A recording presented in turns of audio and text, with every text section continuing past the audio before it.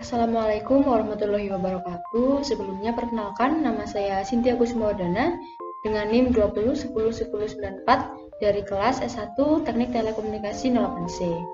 Pada video ini saya akan memaparkan tes praktikum teknik digital mengenai simulasi pencacah sinkron dan asinkron. Sebelum saya memulai simulasinya, terlebih dahulu saya akan menjelaskan materinya. Jadi yang pertama, apa sih counter itu? Jadi counter merupakan rangkaian logika sekuensial yang berfungsi untuk menghitung jumlah pulsa yang diberikan pada bagian inputnya atau masukannya. Counter tersusun atas sederetan flip-flop yang dimanipulasi sedemikian rupa dengan menggunakan Karnaugh map, sehingga pulsa yang masuk dapat dihitung sesuai dengan rancangannya. Dalam perancangannya, counter dapat tersusun dari semua jenis flip-flop, tergantung pada karakteristik masing-masing flip-flop tersebut. Yang selanjutnya ada jenis-jenis counter. Dilihat dari arah cacahannya, rangkaian pencacah atau counter dibedakan atas pencacah naik atau up counter, kemudian pencacah turun atau down counter, dan pencacah naik turun atau up down counter. Pencacah naik melakukan cacahan dengan arah kecil ke arah besar, kemudian kembali ke cacahan awal secara otomatis. Pada pencacah menurun, melakukan cacahan dengan arah besar ke arah kecil hingga cacahan terakhir, kemudian kembali ke cacahan awal. Kemudian ada pencacah up-down counter, merupakan gabungan dari up counter dan down counter. Pencacah ini dapat menghitung secara bergantian antara up dan down karena adanya input eksternal sebagai kontrol yang menentukan saat menghitung up atau down. Kemudian pada jenis counter juga terdapat asynchronous counter. Asynchronous counter adalah counter yang masukkan clock pemicunya itu tidak terhubung ke setiap flip-flop secara langsung, tetapi pemicunya harus merambat melalui setiap flip-flop untuk mencapai masukan flip-flop berikutnya. Secara garis besar, pencacah asinkron terjadi jika keluaran suatu flip-flop memicu flip-flop yang lainnya. Berikut ini merupakan gambar dari rangkaian menggunakan counter asinkronus. Prinsip kerja dari counter jenis ini adalah flip-flop A harus berubah keadaannya sebelum dapat memicu flip-flop B. Kemudian flip-flop B juga harus berubah keadaannya sebelum dapat memicu flip-flop C. Kemudian flip-flop C harus berubah keadaannya sebelum dapat memicu flip-flop D. Kemudian ada synchronous counter. Synchronous counter atau pencacah sinkron merupakan pencacah yang masukkan clock pemicunya itu dihubungkan ke setiap flip-flop, sehingga flip-flop akan beroperasi dengan masukan transisi clock yang sama. Pencacah sinkron harus dipastikan bahwa setiap flip-flop menahan transisi luarnya sampai tiba pada gilirannya. Pencacah sinkron digunakan untuk menutupi keterbatasan yang terdapat pada pencacah asinkron, yaitu waktu tunda propagasi yang disebabkan oleh tidak samanya perubahan flip-flop dengan clock. Di bawah ini merupakan gambar rangkaian dari synchronous counter. Selanjutnya yaitu ada modulo number. Pencacah atau counter MOD adalah rangkaian sekuensial yang menghasilkan urutan biner sebagai hasil dari sinyal clock dan keadaan counter biner ditentukan oleh kombinasi spesifik yang dibentuk oleh semua keluaran pencacah bersama-sama. Jumlah status keluaran yang berbeda yang dapat dihasilkan pencacah disebut counter modulo atau pencacah modulus. Modulus atau MOD number dari pencacah atau counter adalah jumlah total keadaan unik yang dilewatinya dalam satu siklus pencacahan lengkap dengan pencacah atau counter MODN mod N yang digambarkan juga sebagai counter divide bin. Kemudian modulo dari pencacah atau counter diberikan sebagai berikut. Modulo number itu sama dengan 2 pangkat N, yang mana N merupakan jumlah flip-flop yang dihubungkan dalam susunan counter.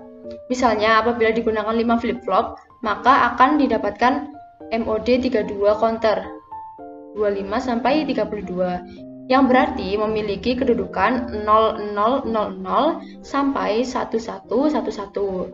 Contohnya, ada counter MOD 8, berarti terdapat 3 flip-flop dalam rangkaian tersebut. Kemudian lanjut ke simulasi.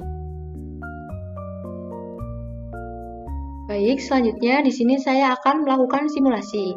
Saya akan melakukan simulasi pada rangkaian pencacah sinkron modulo 6. Di sini rangkaiannya itu terdiri dari 2 buah gerbang logika N, kemudian 3 buah flip-flop, yaitu JK flip-flop, kemudian terdapat 1 clock di sini, dan juga 1 reset.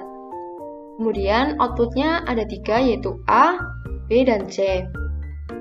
Langsung saja, saya akan melakukan simulasinya. Jadi, yang pertama yaitu kita harus pastikan resetnya itu dalam keadaan 1. Kemudian, sebelum di clock, outputnya itu 0 semua. Selanjutnya, saya akan melakukan clock 1 kali. Maka hasilnya yaitu 0, 0, 1. Selanjutnya, clock kedua. Hasil outputnya yaitu 0, 1, 0. Kemudian clock ketiga 0, 1, 1. Clock keempat outputnya bernilai 1, 0, kemudian 0. Kemudian untuk clock kelima outputnya 1, 0, 1. Untuk clock keenam di sini outputnya itu menghasilkan 0, 0, 0. Mengapa di sini 0 semua? Karena pada rangkaian pencacah sinkron ini itu menggunakan modulo 6, yang mana jika sudah mencapai clock tertinggi yaitu 6, maka hasil outputnya itu akan mereset. Jadi rangkaian itu akan mereset.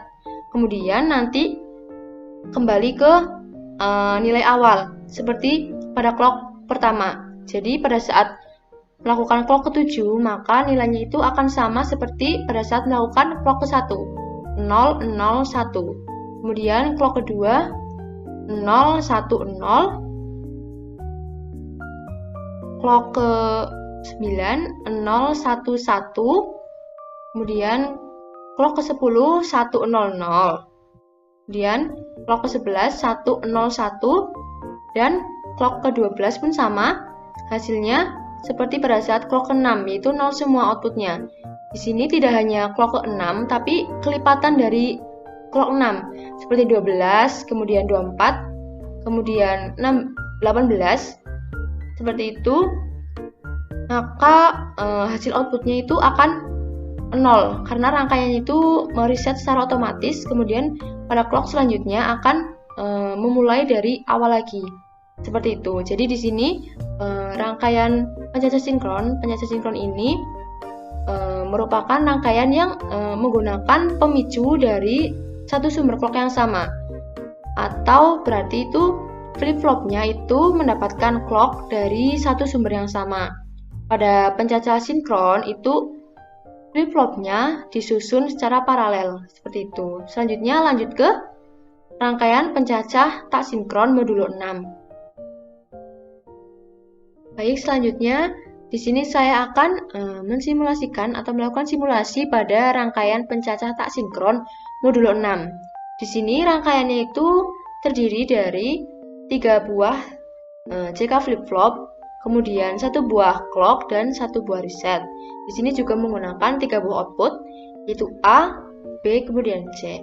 Langsung saja saya akan melakukan simulasinya.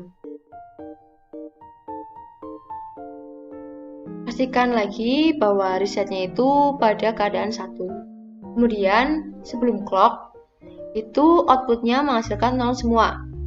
Kemudian langsung saja clock 1, maka hasilnya 0, 0, 1. Kemudian pada clock 2 outputnya bernilai 0, 1, 0. Pada clock 3 outputnya bernilai 0, 1, 1. Kemudian pada clock keempat 1, 0, 0. Pada clock kelima maka outputnya bernilai 1, 0, 1. Pada clock 6 maka akan terjadi reset secara otomatis. Jadi outputnya itu bernilai 0 semua. Kemudian pada clock ke-7 berarti nilai outputnya itu kembali ke awal, seperti pada saat clock ke-1. Jadi outputnya itu bernilai 0, 0, 1. Kemudian clock ke-8. Hasil outputnya itu 0, 1, 0. Clock ketiga, maksud saya clock ke-9, hasil outputnya itu bernilai 0, 1, 1. Kemudian clock ke-10, 1, 0, 0. Untuk clock ke-11, nilai outputnya yaitu 1, 0, 1. Kemudian clock ke-12 itu juga akan mereset secara otomatis seperti yang sebelumnya saya katakan. Pada modulo 6 ini akan melakukan reset secara otomatis apabila sudah mencapai clock tertinggi yaitu 6 dan juga kelipatannya seperti 12, kemudian 18, 24, dan seterusnya. Dapat dilihat pada rangkaian pencacatan sinkron modulo 6 ini, sumber pemicunya atau menggunakan pemicu dari clock yang dipicu dari keluaran flip-flop lain atau sumber clock lain. Pada pencacatan sinkron itu, flip-flopnya disusun secara seri. Jadi dari simulasi yang telah saya lakukan tadi, nilai output yang dihasilkan dari pencacah sinkron dan tak sinkron itu hasilnya sama. Mengapa? Karena sebenarnya secara garis besar prinsip kerja dari pencacah sinkron dengan pencacah tak sinkron itu sebenarnya sama. Demikian yang dapat saya sampaikan mengenai post-test praktikum teknik digital. Mohon maaf apabila terdapat kesalahan dalam penyampaiannya. Sekian, terima kasih. Wassalamualaikum warahmatullahi wabarakatuh.